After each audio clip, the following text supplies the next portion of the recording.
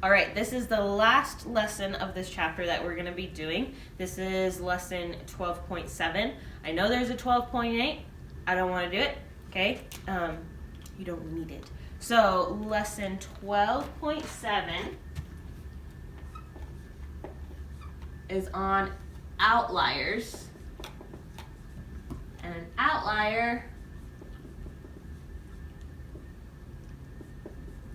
is a weird, how do you spell weird? Weird number that throws everything off. Okay? It's just a weird number that isn't like the rest of them. So, going over here on page 691 in your book, we are on number 2. It gave us this data. Okay? It was talking about money. People were pledging money. And so person number 1 says, yeah, sure, I'll give you $10. I'll give you $15. I'll give you 17. I'll give you 20. I'll give you 20. I'll give you 32. And then like Mr. Big Shot comes out of here and he's like, I'll give you 100. You're like, wow, thanks. Okay? So we need to fill out this top portion. Okay? The mean, we need to add them all up and then divide. So over here, 25. Over here is 40. 17. I know I add funny, but this is just how I learned how to do it to make it more simple. This is 57, 25, and 132. If I add all those together, 15, 3, 8, 11. I got 214.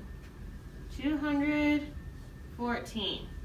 Okay, 214 divided by the number of observations. 1, 2, 3, 4, 5, 6, 7.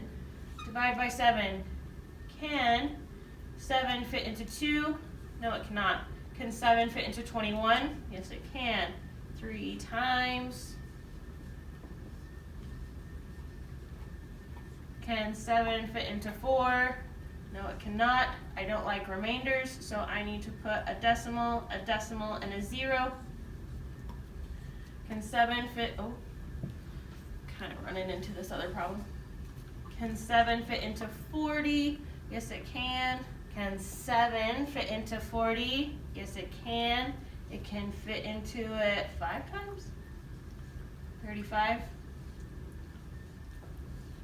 And that is 5.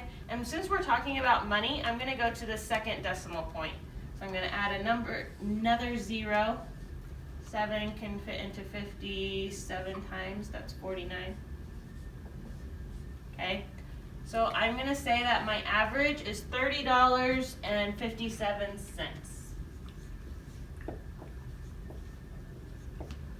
Okay. My median. How do we find median? We need to put the list of numbers from least to greatest. And guess what? I already did that for you. So how do we find median? We have to cross off the top and we have to cross off the bottom.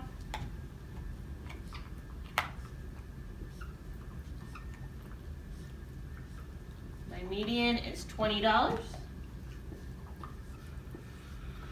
My mode, do I have a number that is seen more than once? Yes, I do. And it is, again, $20. What is my range? I have to take my highest number and my lowest number, and I have to subtract them.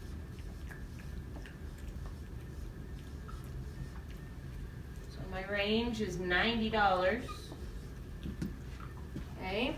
And then my outlier. Which one of these numbers is so random and doesn't really fit in with the rest of them? And that outlier is 100. Who's Mr. Big Shot who threw out a $100 bill? Okay, $100. But the question on number 2 says, then describe the effects the outlier has on the mean and the median. Because what if we took out this outlier? I'm just going to erase it completely, and it asks, how does it affect the mean and the median? So let's do median first, just because that's easy. High, low, there's 2 in the middle. I need to add them together. I get 37 divided by 2.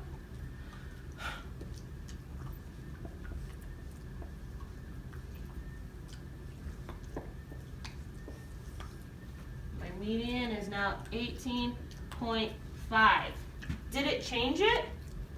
Yeah, it dropped it a little because I got rid of that outlier that was throwing everything off. Okay? Now what about the mean? I think this is where we're going to find the biggest change. Okay?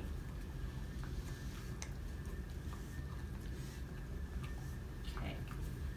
Biggest change probably in the mean, 25, 37, and 52. Add them together.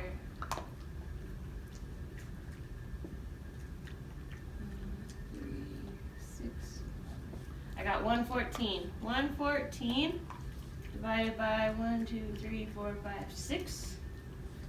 Can 6 fit into 1? No, it cannot. Can 6 fit into 11? Just once.